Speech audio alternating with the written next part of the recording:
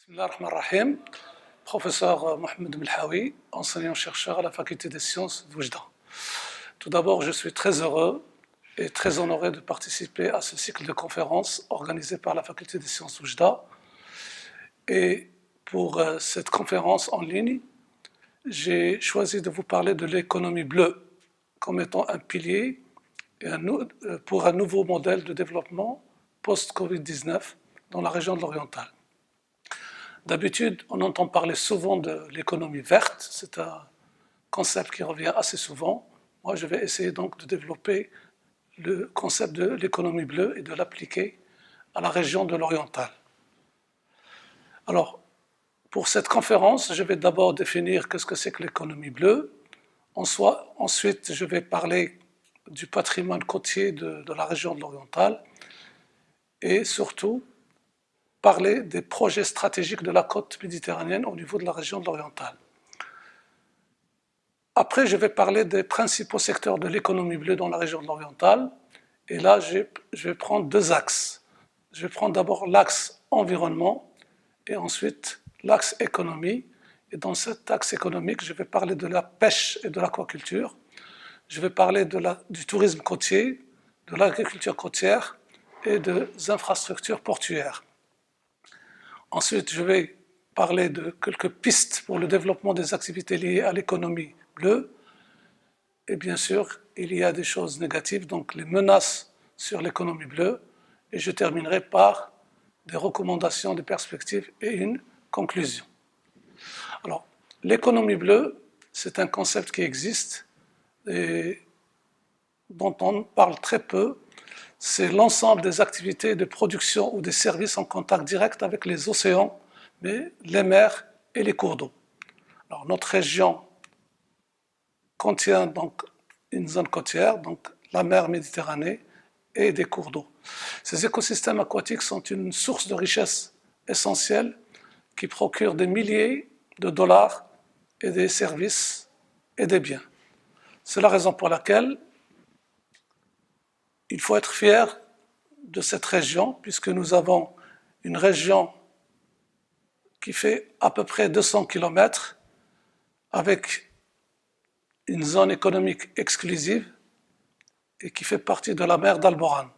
Donc cette région se caractérise par sa position géostratégique et c'était un lieu de rencontre des civilisations et surtout des routes maritimes.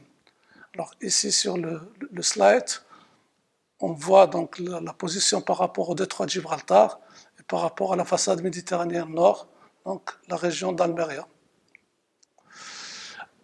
Alors le Maroc présente 500 km de long donc au niveau de la façade méditerranéenne et nous avons au niveau de la région de l'Oriental à peu près 200 km de côte. En plus de ces 200 km de côte, alors depuis la frontière algéro-marocaine jusqu'à la frontière avec la province d'El Hoceima, nous avons en plus la lagune de Nador, la lagune de Marchika, qui reste une des plus grandes lagunes méditerranéennes.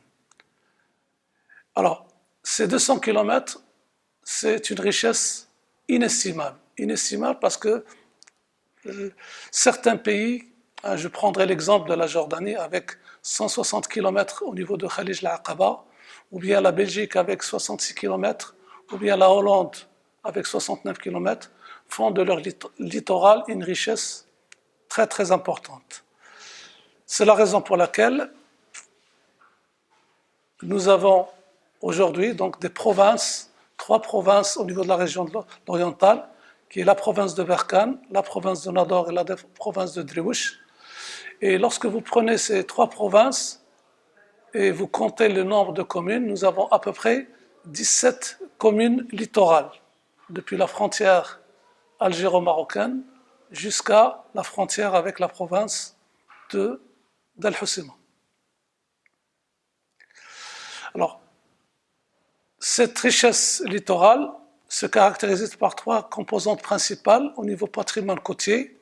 D'abord, des richesses naturelles, physiques et biologiques, que je vais développer par la suite, dont certaines à conserver d'urgence car c'est irremplaçable. beaucoup d'espèces naturelles rares qui ont été mentionnées dans les travaux d'études de la biodiversité, un programme de durabilité de la côte, un programme de gestion intégrée de la côte, et puis des plages et des aires protégées. Donc des ressources et des potentialités, on va dire, pas encore bien exploitées, mais également beaucoup d'infrastructures, des secteurs d'activité humaine et économique en pleine croissance et évolution.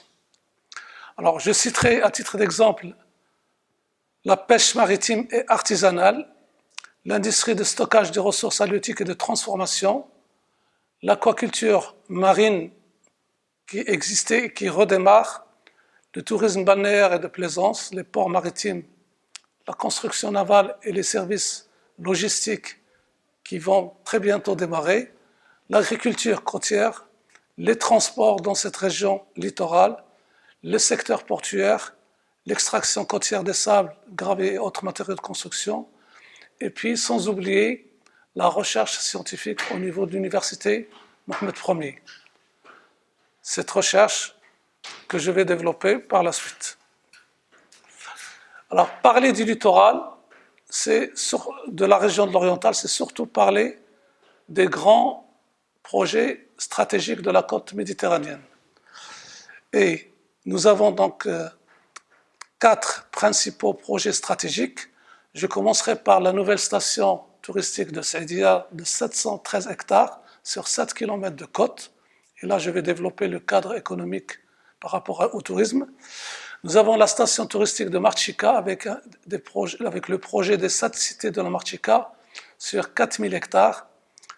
Nous avons la rocade méditerranéenne Oujda-Tanger qui passe sur cette zone littorale et qui a été inaugurée en juillet 2011. Et nous avons donc le grand projet du port Nador West Med qui est en cours de réalisation. Alors, pour parler des secteurs de l'économie bleue dans la région de l'Oriental, je vais commencer par l'environnement qui est lié à cette zone littorale. Alors, pour ce qui est de l'environnement, nous avons au niveau côtier 3 cibles littoraux, sites d'intérêt biologique et écologie, qui sont donc également classés comme sites Ramsar, à savoir l'embouchure de la Moulouya, la lagune de Marchika et le cap de Trois Fourches. Alors ces sites qui sont des aires protégées sont caractérisés par le fait qu'ils sont considérés comme des hotspots de la biodiversité avec des aménagements importants pour le développement de l'écotourisme. Également, nous avons donc sur ces 200 km des paysages côtiers à couper le souffle, je vais vous montrer quelques-uns, des plages labellisées pavillon bleu, et là il est intéressant de rappeler que Saïdia et Qaret Arkman sont des plages depuis plusieurs années labellisées pavillon bleu, et la labellisation répond donc à des critères stricts d'environnement et d'éducation à l'environnement. Également, nous avons des programmes de conservation de la biodiversité, et également là, il y a un certain nombre de projets qui ont été développés, je les citerai tout à l'heure. Nous avons un nouveau centre d'éducation à l'environnement au niveau de l'embouchure de la Moulouya, qui a été mis en place grâce à la coopération avec la Banque mondiale et le Fonds de l'environnement mondial. Également, quand on parle de littoral, il ne faut pas oublier que toute cette zone littorale de la région de l'Oriental a connu des programmes d'assainissement et d'évacuation des eaux pluviales. Également, nous avons des centres d'enfouissement technique qui ont été mis en place dans pratiquement toutes les communes littorales pour la gestion des déchets solides. Également, la ressource en eau est importante, surtout avec le grand fleuve de la Moulouya et les canaux d'irrigation. Et là, nous avons tout un projet de gestion intégrée de ressources en eau. Et puis après, vous avez donc des projets mis en place pour les énergies renouvelables. Alors, pour ce qui est des aires protégées, là, vous avez un slide qui vous montre un peu l'emplacement des sites. Vous avez l'embouchure de la Moulouya, donc à proximité de Saïdia. Vous avez le deuxième site qui est celui de la lagune de Nador et celui du cap de Trois Fourches. Mais au niveau de l'arrière-pays, vous avez le cible du Gourougou, vous avez le cible de Biniznassen et vous avez les cibles du barrage Mohamed V. Donc cette zone littorale ou côtière se caractérise par cette richesse en aires protégées qui sont également des sites Ramsar très importants pour les oiseaux migrateurs. Alors pour l'embouchure de la Moulouia, c'est un site que nous connaissons très très bien au niveau de la faculté des sciences puisque plusieurs travaux, plusieurs projets et des thèses, des masters ont été réalisés. Donc c'est un site très riche en biodiversité qui fait à peu près 1500 hectares et qui a été cartographié et qui reste un site mondialement connu. Intéressant parce que vous avez à la fois le cours d'eau, mais vous avez également parfois de très beaux paysages à l'image de la forêt frommer au niveau de Qamqam el-Baz. Pour ce qui est de la lagune de Nador ou la Marchika, qu'on appelle également la Sebkha de Bouareg, c'est le plus grand écosystème lagunaire au Maroc, au niveau de la Méditerranée, avec une superficie de 11 500 hectares. Alors, cet écosystème unique dans son genre connaît des aménagements sous le signe de développement durable.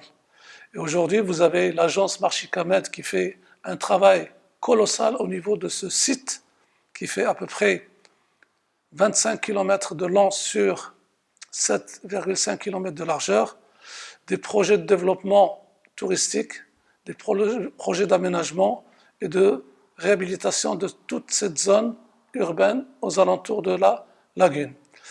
Au point que cette agence actuellement a été sollicitée par des pays africains, amis donc, qui font à peu près un travail similaire sur d'autres lagunes en Afrique.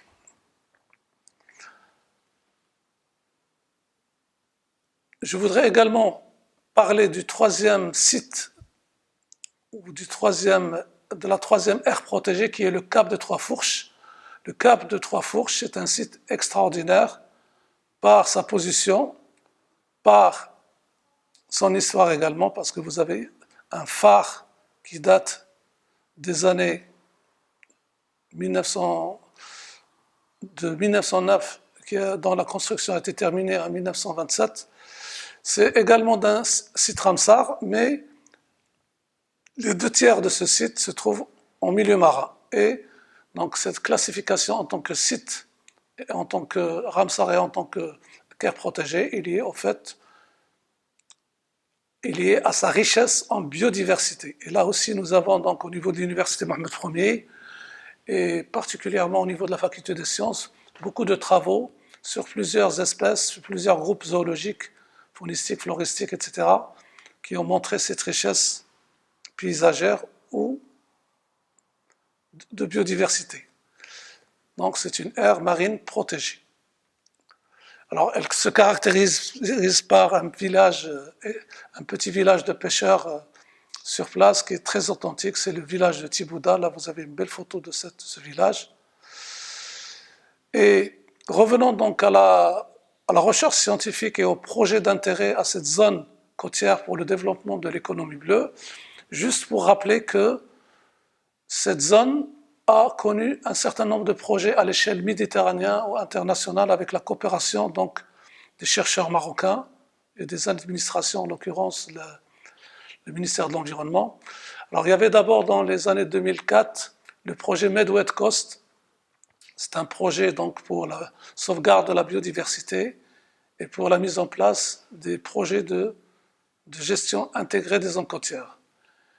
Également, il y avait le projet SMAP 3, Programme d'action à moyen et à court terme pour l'environnement en Méditerranée. Il y avait également le projet ACMA, Adaptation au changement climatique, toujours dans cette zone méditerranéenne, depuis le Cap de Trois-Fourches jusqu'à l'embouchure de la Moulouia. Le projet ABIPA, c'était pour le développement de l'agriculture biologique, la biodiversité et créer donc de la richesse pour les populations rurales. Également, il y a le projet Portefex Alboran porté par l'Union internationale pour la conservation de la nature, l'UICN. C'est un projet pour la gestion des espaces transfrontaliers au niveau de la mer d'Alborane, qui fait partie donc de la mer Méditerranée. Ensuite, il y avait des projets également de COPEMED 1 et COPEMED 2 avec la FAO et l'Agence espagnole pour la coopération internationale. C'est pour la gestion de la pêche au niveau de la Méditerranée. Et le dernier projet qu'a connu donc cette zone littorale, c'est le projet de la gestion intégrée des zones côtières porté par la Banque mondiale et le ministère de l'Environnement. À côté de ce projet, il ne faut pas oublier un ensemble de travaux menés par les chercheurs de l'Université Mohamed Ier au niveau de la faculté des sciences d'Oujda. Ces travaux ont donné lieu à des masters, à des thèses de doctorat et qui apportent beaucoup de connaissances sur cette zone littorale méditerranéenne. Alors, un des secteurs économiques importants pour cette économie bleue, c'est le tourisme côtier. Alors, comme vous le savez, le tourisme côtier et de plaisance, c'est une volonté royale. En juin 2009, la station balnéaire de Saïdia a été inaugurée. C'est un pilier du tourisme balnéaire dans la région de l'Oriental et en Méditerranée. Alors, c'est un projet intéressant parce qu'il comporte des hôtels classés, des résidences, une marina aux normes internationales, 2 terrains de golf, 21 trous et une académie de foot.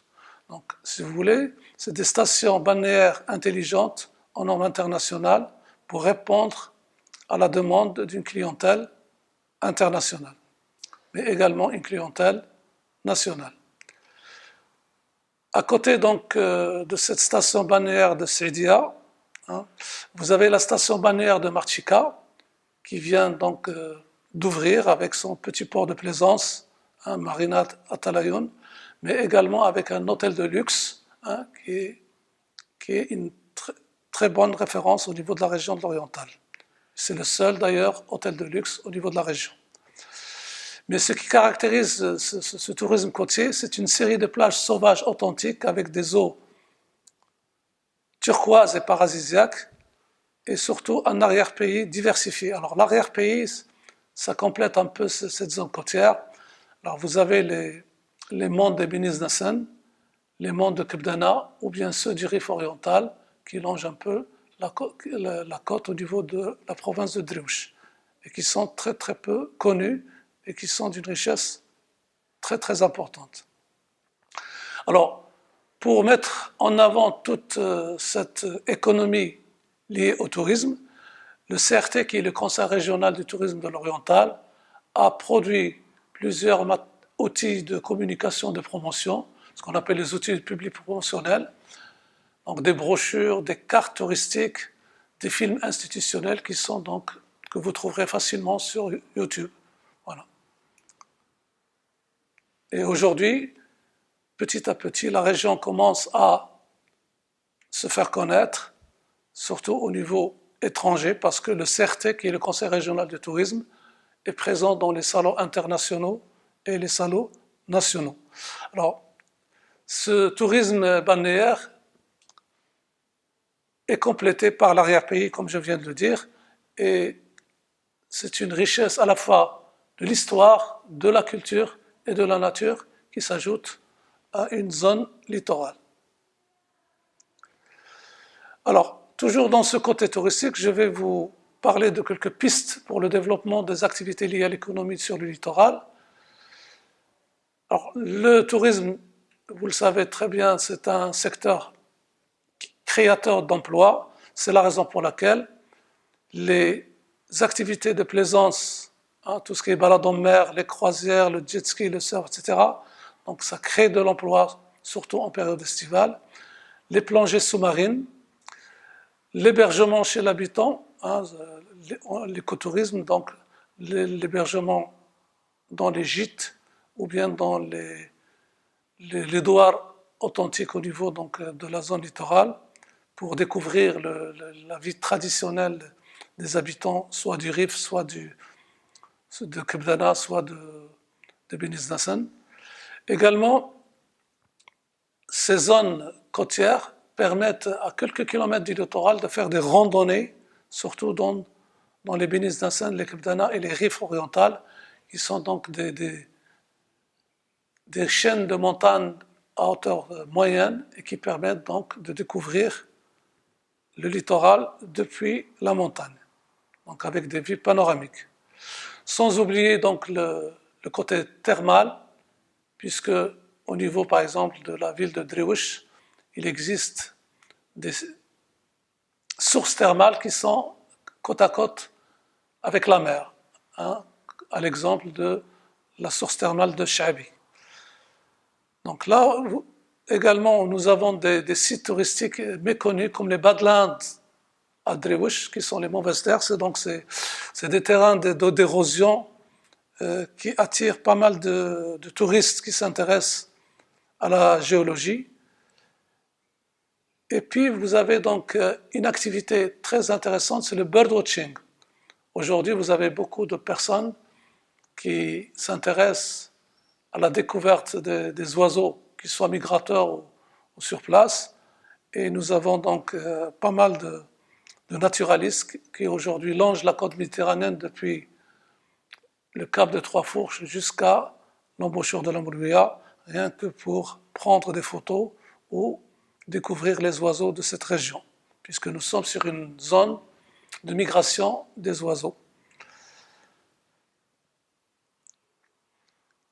Alors, également, comme je l'ai déjà dit, il y a des zones qui sont très peu connues au niveau touristique, c'est comme le cap de Trois-Fourches. Le cap de Trois-Fourches, c'est un site époustouflant par les vues panoramiques, mais également par la découverte des zones littorales totalement sauvages, alors comme la plage de Tcherana, mais également comme Tkef Dunia, comme le village de Tibouda, et comme les zones littorales encore sauvages, très peu peuplées par la population. Alors, juste ici, vous avez un slide qui vous montre la possibilité de faire de la plongée sous-marine. D'ailleurs, il existe quelques clubs qui font de la plongée, surtout au niveau de Cap de l'Eau, voilà, et qui permettent de découvrir le monde sous-marin. Je passerai maintenant à un deuxième volet qui est la pêche et l'aquaculture. Alors, c'est un secteur économique très bleu qui s'intègre bien dans l'économie bleue. Et pour cet axe, nous avons d'abord le port de pêche de Cap de l'Eau, hein, où vous avez une pêche où domine la pêche traditionnelle. Il y a le port de pêche de Nador, donc Marchika, le port de pêche de Sidi Hussein, et puis pour la pêche artisanale, il y a une série de ce qu'on appelle les PDA, les points de débarquement aménagés. Alors la pêche est un secteur économique très important et au niveau de la région de l'Oriental, on est bien impliqué dans le projet Aliotis du ministère de l'Agriculture et de la Pêche maritime. Il existe donc là des délégations de l'Office national des pêches pour le contrôle de la gestion de la pêche, mais également il existe des centres de recherche comme le centre de recherche halieutique de Nador, hein, qui fait partie de l'INRAJ, de l'Institut national de recherche halieutique. Mais également, ces dernières années, vous avez l'Agence nationale pour le développement de l'aquaculture qui s'intéresse à cette côte, qui a donc fait un travail de prospection pour la mise en place des pratiques d'aquaculture. Je vais en parler par la suite. Et vous avez donc la présence du ministère de tutelle, qui est le ministère de la Pêche, qui essaie de développer ce secteur. Alors, ce qui est important, c'est surtout de renforcer les capacités de la gestion de l'administration de la pêche, ainsi et d'aider les coopératives de pêcheurs, surtout la pêche artisanale, pour une pêche durable. Alors je pense que c'est dans ce sens que le ministère de tutelle travaille avec tous ses partenaires pour soutenir la pêche traditionnelle, qui est un secteur économique très bleu et qui a un impact social très important. Mais ce qui est nouveau, c'est qu'au niveau de cette zone méditerranéenne, il y a une pratique, ce qu'on appelle les récifs artificiels, qui ont été mis en place dans le cadre de la coopération japonaise et qui constituent un outil de gestion de la pêche durable. C'est des outils qui permettent tout simplement de développer la biodiversité piscicole, voilà, ainsi que les crevettes, etc. Et c'est surtout destiné à la pêche artisanale. Également, il y a des pratiques, mais qui restent très timides, d'empoisonnement, donc de repeuplement au niveau de ces récifs artificiels. Mais ce qui est important, c'est surtout la création des points de débarquement aménagés sur toute la côte de 200 km, puisque parfois les pêcheurs pêchent, ils n'arrivent pas donc à garder, à stocker leurs poissons, et puis à le distribuer pour la consommation. Alors là, je vous montre un slide qui vous montre toutes les structures artificielles qui sont adaptées donc à la Méditerranée marocaine, que ce soit des récifs en panier, en chicane, en cube, en filière, en amas de blocs ou bien en panier d'acier. Donc ça, c'est des pratiques qui permettent donc de développer rapidement les ressources halieutiques et de mettre à la disposition des pêcheurs artisanaux donc une ressource disponible. Alors, je reviens à l'aquaculture. Alors, la région de l'Oriental, c'est une région aquacole par tradition. Et nous savons très bien qu'entre 1983 et 2006, la lagune de Nador comptait la Marost. Marost, c'est Maroc ostréiculture. C'était l'époque où on faisait donc de l'ostréiculture, la culture des huîtres. Malheureusement, elle a fermé en 2006. Également, nous avons la SAM, qui est la Société aquacole de la Moulbia, qui a ouvert en 1992 et qui a fermé en 1998, sur à peu près un terrain de 110 hectares. C'est là où vous avez actuellement la station balnéaire de Sédir. Donc ces deux entreprises avaient pour objectif le développement des activités aquacoles et c'est quelque chose qui marchait très bien au niveau de la région. Malheureusement, ça a été fermé pour des raisons que je ne développerai pas ici. Et ensuite, ces derniers temps, avec la mise en place de l'Agence nationale pour le développement de l'aquaculture, l'ANDA, donc il y a des projets sur cette côte méditerranéenne. Alors, à titre d'exemple, je parlerai de la ferme d'algoculture dans la région de Nador, donc dans la lagune de Nador. L'algoculture, c'est la culture des algues. Également, vous avez donc une ferme de conchiculture, surtout pour la culture des moules, donc toujours au niveau de la lagune de Nador, mais également au niveau de la zone offshore de Ras Kbdana. Alors tous ces projets, c'est très très récent, donc c'est à l'essai, mais il y a une très grande volonté pour développer donc des stations aquacoles en mer Méditerranée sur toute cette zone depuis Dréouch jusqu'à la frontière algéro-marocaine.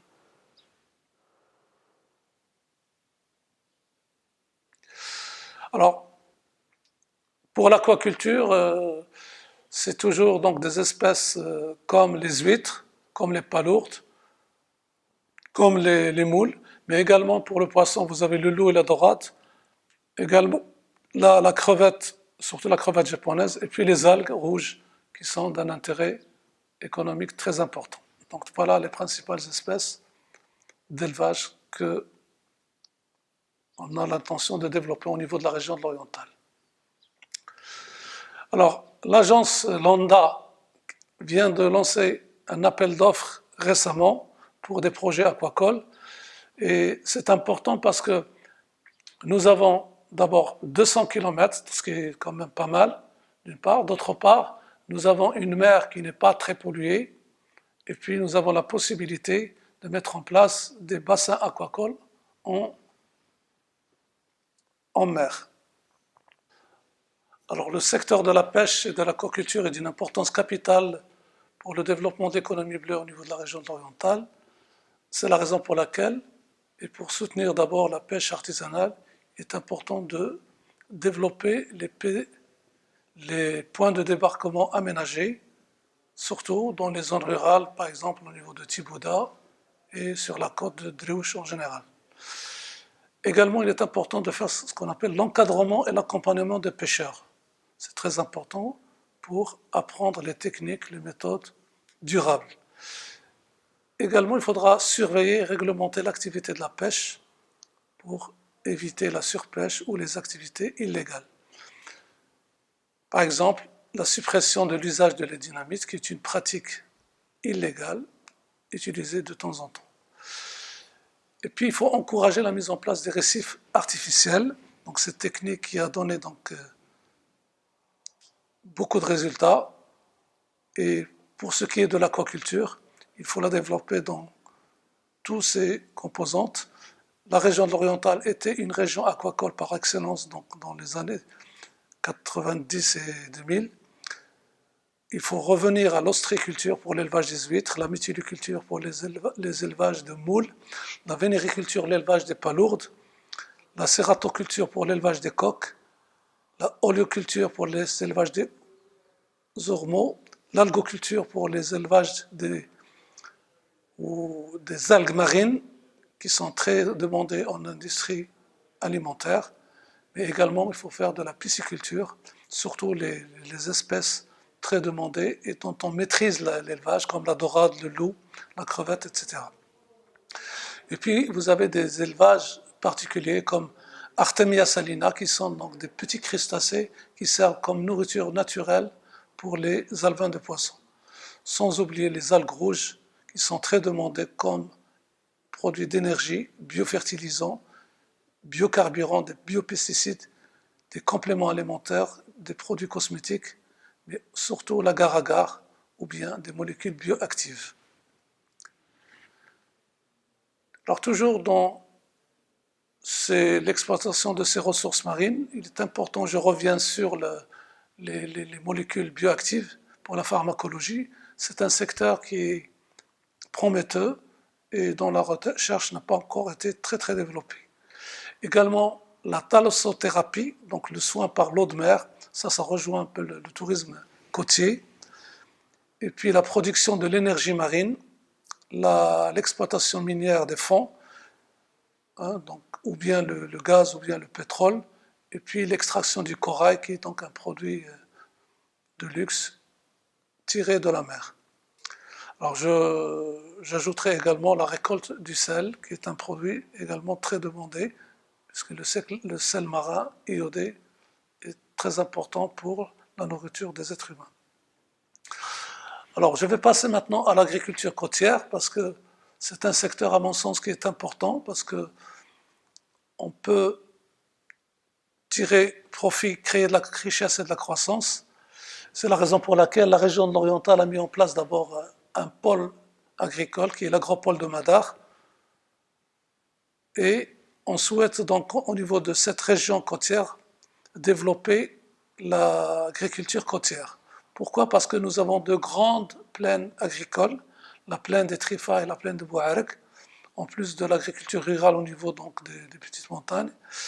Alors cet agropole est également une occasion pour développer l'industrie agroalimentaire, mais sans oublier l'agriculture biologique et les produits de terroir. Alors l'agriculture et les produits de terroir, c'est des choses très importantes pour l'économie sociale et solidaire. Alors je rajouterai également que nous avons au niveau de cette zone côtière, au niveau donc de Bniz Nassan, des forêts naturelles de l'arganie. Et cet arganie également, on l'a trouvé au niveau littoral, au niveau de Qaret Arkman, et c'est la raison pour laquelle il faudra encourager le développement donc de le reboisement de cet arganie au niveau littoral. Alors l'agriculture est liée au tourisme littoral par l'agro-tourisme. Alors il existe des fermes pilotes dans la plaine des Trifa et celle de Bouarek qu'on peut développer dans le cadre de développement, d'encouragement de l'agrotourisme. Alors, j'ai déjà parlé des produits aromatiques et médicinaux, mais il existe une série de produits de terroir. Je citerai le fromage de chèvre, les amandes, les figues, le miel, l'huile d'olive, la confiture de nèfles, les œufs de ferme, les escargots, etc. Je pense que tout ça, c'est important à côté de l'agriculture biologique. Et je dirais également qu'il faudra créer ce qu'on appelle les points de vente. Donc les points de vente de tous ces produits au niveau donc des étapes touristiques. Alors je terminerai également par un secteur économique très important pour le développement de l'économie bleue dans la région orientale, c'est l'infrastructure portuaire. Alors c'est très important au niveau de notre région parce qu'il y a à la fois des ports de pêche, des ports de plaisance, mais également des ports de transport maritime, de logistique, etc. Alors, nous avons des ports qui sont déjà en place, comme le port de plaisance de Saidia, le port de plaisance et de pêche de Cap de l'Eau, le port de Nador Ninsard qui est dédié au transport maritime et à la logistique, le port de plaisance de Marchika Talayoun, il y a le port de pêche de Marchika, le port de Sidi Hsaïn, mais le plus important port ou la plus importante infrastructure portuaire dans cette région de l'oriental, c'est le nouveau port de Nador West Med qui est en cours de réalisation. C'est une plateforme industrielle portuaire intégrée dédiée au stockage des carburants avant l'exploitation en Europe ou bien en zone franche. Donc c'est un port dédié au secteur énergétique. Et si vous voulez, c'est le deuxième poumon du Maroc. Si on prend en considération Tangemed, celui-là, il va venir le compléter. Et c'est très très important pour l'économie régionale au niveau de la région de l'oriental et l'économie nationale. Alors voilà un slide qui vous montre un peu l'emplacement de ce port de Nador West Med, donc situé dans la commune de Zenen, à ce niveau-là. Alors c'est très très important parce que c'est un projet territorial ouvert sur le monde qui va changer radicalement l'économie locale et régionale et bien sûr l'économie nationale. Alors je voudrais terminer par la notion de gouvernance du territoire littoral parce qu'une économie bleue, les ressources sont là, les infrastructures sont là, mais la gouvernance est importante. C'est la raison pour laquelle nous avons déjà un programme Aliotis qui est dédié donc à tout ce qui est pêche et aquaculture. Donc ça c'est la vision du ministère de l'Agriculture et de la Pêche maritime. Donc il faudrait que toutes les communes puissent en bénéficier. Également vous avez le STOLMO qui est le schéma directeur d'aménagement urbain du littoral du Maroc oriental. Il est important de le mettre à jour avec une nouvelle vision après le Covid-19, mais après l'appel au nouveau modèle de développement. Donc là, il faut vraiment réfléchir ensemble pour mettre des projets d'intérêt pour toute la région et pour l'économie nationale. Également, je propose toujours la création de l'association des élus des communes littorales. Alors, si vous voulez, l'union fait la force et avec une telle association, on peut réfléchir ensemble, les 17 communes littorales de la région de l'Oriental, pour des projets d'encadrement des populations, des projets communautaires de développement local, mais également pour développer tous les secteurs économiques liés à l'économie bleue que j'ai cités. Également, il faut sensibiliser les jeunes de la région de l'Oriental à travers des caravanes de l'économie bleue. Il faut que les gens sachent que 200 km, ce n'est pas n'importe quoi. Il y a des ressources, il y a des infrastructures, mais il y a également possibilité de développer des projets. Au niveau des paysages, il y a des plages qui nécessitent des plans de gestion des plages pour ne pas avoir des anarchies au niveau de ces plages. Également, il faut développer la construction navale. C'est un savoir-faire qu'il faudra développer, qui n'existe pas au niveau de la région de l'Oriental. Autrement dit, il faut développer la formation dans les métiers de la mer, et ça c'est le rôle de l'université et également de la formation professionnelle, l'OPPT. Également, il faut profiter de la coopération internationale des pays amis pour le jumelage des communes littorales avec des pays étrangers, s'inspirer des bonnes initiatives, des bonnes expériences et essayer de développer des projets au niveau de ce littoral. Et puis, je propose également pour la lagune de Nador, un jumelage avec celle de Valence Albufera, donc qui est similaire, ou bien la lagune de Murcia. Également, au niveau donc, de ces métiers, il est important de développer la manutention portuaire pour le chargement et le déchargement, en fait du fret. C'est les métiers de la logistique en transport maritime. C'est quelque chose que nous allons avoir très bientôt au niveau du projet Med-West Coast. Donc dès maintenant, il faudra former des gens en logistique, les métiers de la logistique et du transport maritime. Également les mécaniciens de la marine marchande, les agents de sécurité, les agents de surveillance, etc. Pour le secteur aquacole, là, il faut développer et former des techniciens ingénieurs aquacoles, ainsi que les ingénieurs en milieu marin pour la pêcherie et pour la production d'énergie. Il faut également encourager et développer la recherche en biotechnologie marine. Je reviens toujours à ces histoires de molécules bioactives qui donnent des résultats très importants en pharmacologie. Et puis les métiers liés au tourisme, bien sûr, l'hébergement, guide touristique, etc. Alors, tout ce que je viens de dire de bien sur l'économie bleue, etc., il ne faut pas oublier que l'économie bleue, elle est menacée. Autrement dit, tout ce milieu littoral, ce front marin, il est menacé.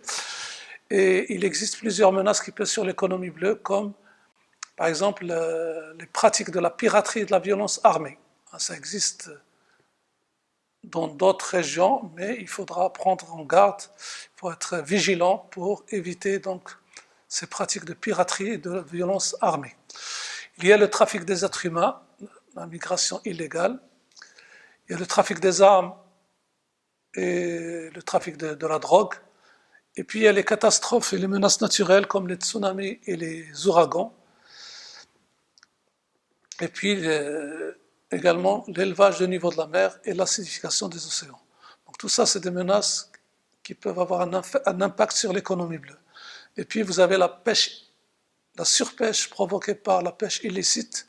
J'ai parlé tout à l'heure de la dynamite, mais il existe la pêche non réglementée, non déclarée, ou bien des pratiques qui ne sont pas durables, ou l'utilisation des filets qui ne sont pas en normes. Et puis après, il faut donc prendre garde de la pollution par les accidents des pétroliers. Il ne faut pas oublier que nous sommes sur une voie maritime vers le détroit de Gibraltar. Donc il faut être vigilant parce qu'un accident peut détruire tous les habitats naturels. Alors, pour terminer, je vais faire quelques petites recommandations et quelques perspectives pour cette région littorale de la région de l'Oriental. Donc j'ai insisté sur la mise en place de l'association des communes littorales pour des projets communs, encourager la recherche scientifique développement en économie bleue, surtout en biotechnologie marine, en droit maritime, en matière de gestion intégrée des zones côtières, la création des pôles de formation spécialisés en économie bleue et en sciences de la mer à l'université d'Oujda, mais également par l'Office de formation professionnelle. Il faudrait organiser des forums de la mer et de l'économie bleue pour la sensibilisation des jeunes au cursus et aux métiers en relation avec l'économie bleue, et puis élaborer un référentiel des emplois et des compétences en économie bleue. Comme ça, les jeunes pourront choisir leur filière. En conclusion, je dirais que l'économie bleue, c'est un nouveau modèle de développement de la région orientale. Il est prometteur et nous avons une vision beaucoup plus large après la crise sanitaire du Covid-19. La région de l'Oriental compte des ressources naturelles côtières importantes qui sont largement sous-exploitées, mais leur contribution potentielle à un développement durable est aujourd'hui une priorité pour les décideurs politiques pour intégrer d'importantes considérations sociales comme la sécurité alimentaire, l'accès à l'eau, la réduction de la pauvreté, l'égalité hommes-femmes, la préservation des ressources ou encore la création d'emplois et de la richesse. Je vous remercie pour votre attention.